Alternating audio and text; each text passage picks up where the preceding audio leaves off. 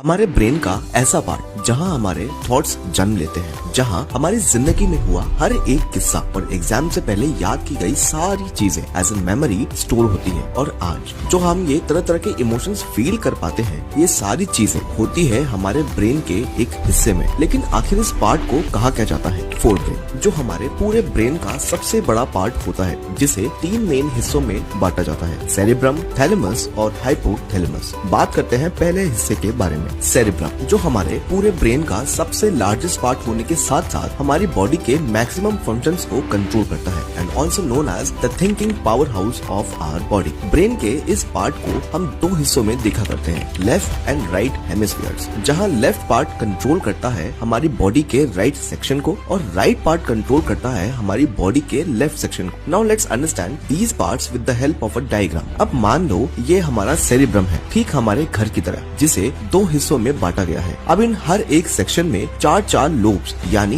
Rooms हैं, जिन्हें medical terms में फ्रंटल, पेरिटल, टेम्पोरल और ऑसिपिटल लोब कहा जाता है। अब अगर हम इन चारों लोब्स यानी रूम्स के ऊपर एक छत डाल दें, तो इस छत को कहा जाता है cerebral cortex, also known as the outer covering of the cerebellum. Now in the comment section, tell us which of the following is also known as the hard disk of our brain, and stay connected for the next video, जिसमें हम समझेंगे हमारे cerebrum के